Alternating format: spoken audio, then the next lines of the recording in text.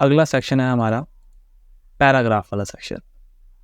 अब पैराग्राफ के सेक्शन के अंदर डिफरेंट चीज़ें हैं। उसके लिए मैं पहले आपको एक अलग से स्लाइड लेता हूँ। जो मैं हेडिंग यही उठा लेता हूँ, कॉपी कर लेता हूँ। ये मेरी हेडिंग आ गई है। ये यहाँ से मैं डमी टेक्स्ट उठा लेता हूँ। ये डमी टेक्स्ट की वेबसाइट है। आप गूगल पे जाके लिखेंगे ना इंग्लिश डमी टेक्स्ट, तो ये आपको ओपन हो जाएगी। ठीक है, वैसे डमी टेक्स्ट मैंने यहाँ से उठा के यहाँ पे पेस्ट कर दिया। अब देखें, अब हम देखते हैं पैराग्राफ वाला सेक्शन। पैराग्राफ में पहले तो हम बुलेट्स को देख लेते हैं। मैं डुप्लीकेट करता हूँ। मैं कहता हूँ कि यार मेरे पास एक ये हेडलाइन, इसी को मैं डुप्लीकेट, ये मैं पॉइंट्स बना रहा हूँ। अब मेरे पास ये एक टेक्स्ट है, इस पर मैं बुलेट्स पॉइंट लगाना चाहता हूँ। मेरे पास 6-7 लाइनें हैं। तो यहाँ पे आपने जाके इस पर क्लिक करेंगे तो ऑटोमेटिकली ये वाले बुलेट ऐड कर देगा।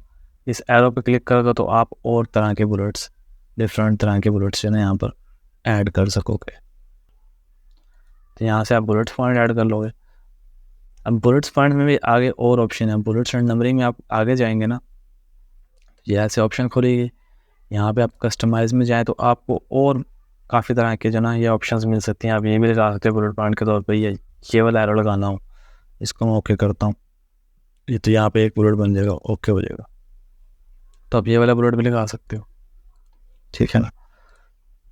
आप चाहते हो कि नहीं मैंने अपना कस्टम बुलेट लगाना है, आप फिर मोर बुलेट्स में गए, आप अपना ना किसी पिक्चर को एज ए बुलेट यूज़ कर सकते हो।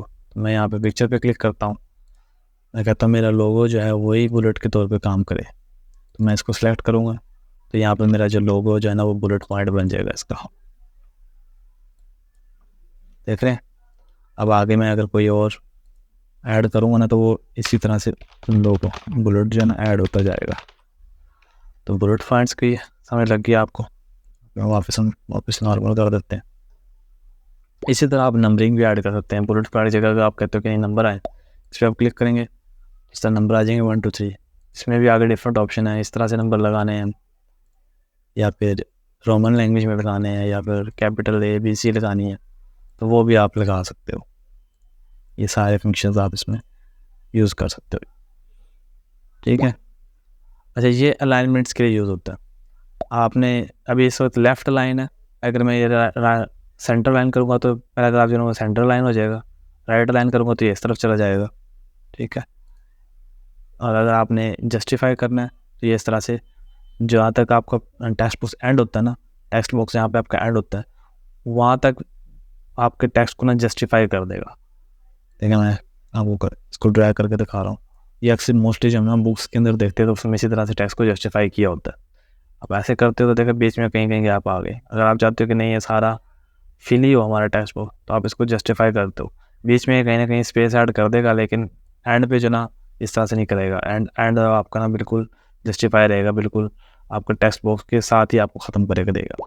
अब ये क्या है, ये जो सेक्शन है हमारे पास डिसेबल होगा। आप यहाँ पे अगर क्लिक करता हूँ ना अपने पैराग्राफ में, ये कहता है इंक्रीज लिस्ट लेवल। जब आप इस पर क्लिक करोगे तो ये एक मार्जिन ऐड कर देगा पैराग्राफ के अंदर। देख, जितना आपने मार्जिन ऐड करना है उतना ही आप ऐड करता जाएगा। आपने डिक्रीज करना है, यहाँ से डिक्रीज करता है। इसका इस्तेमाल बहुत कम होता है। अब ये जो चीज़ है ये है लाइन स्पेसिंग।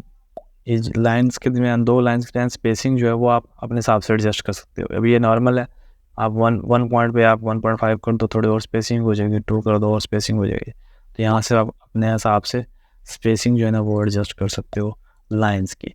ये है आपके टेक्स्ट बॉक्स को पैराग्राफ्स कॉलम्स में डिवाइड कर देगा। अगर मैं इसको कहता हूँ 2 कॉलम में डिवाइड करो तो इस तरह 2 कॉलम में डिवाइड कर देगा।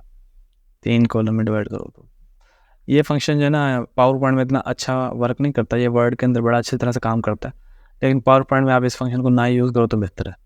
अलग अलग टेक्स्ट बॉक्स 3 पैराग्राफ, 3 अगर आपने कॉलम बनाने हैं तो अलग अलग 3 जो है ना टेक्स्ट बॉक्स ले लो, वो बेहतर है। जायज़ के आप इसको यूज़ करो तो ये आपको ना एडिट करने में बड़ा मुश्किल होगा, प्रॉब्लम कर देता है बहुत ज़्यादा। अब ये जो है ये टेक्स्ट डायरेक्शन के लिए है। अभी आप हमारा डायरेक्शन जो है ना हॉरिजॉन्टल है। मैं इसको ऐसे करता हूँ, मैं दूसरी स्लाइड पे दिखाता हूँ। इस वक्त टेक्स्ट की डायरेक्शन है हॉरिजॉन्टल ऐसे। अब इसको मैं रोटेट करता हूँ 90 डिग्री पे। इस बॉक्स को आप थोड़ा ड्रैग करें,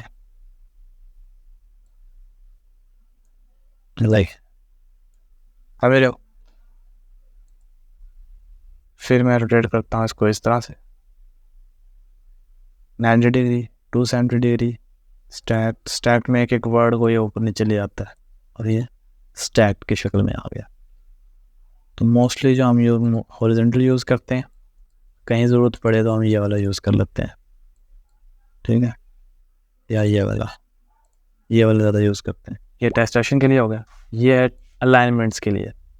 जैसे अभी हमारा पास टेक्स्ट है, का साइज भी थोड़ा कम कर देता हूँ। अभी मेरे इस टेक्स्ट प्लेस होल्डर के अंदर एक पैराग्राफ आ गया।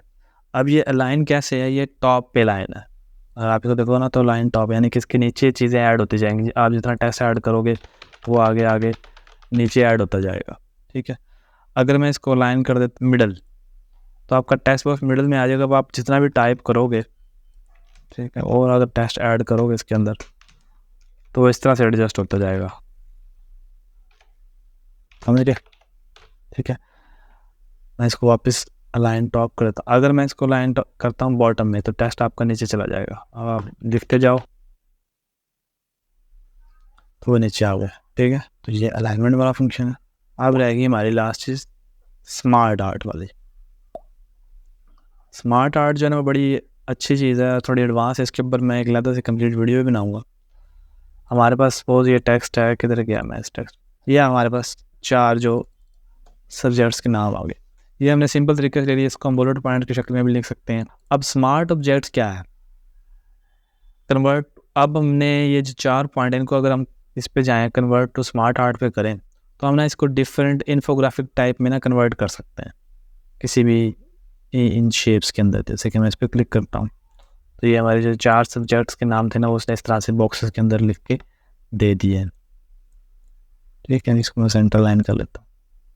तो ये इसका ये फ़ायदा है कि आपको ना ऑटोमेटिकली ये बना के दे देता है एक थोड़े से ना अट्रैक्टिव शेप्स के अंदर।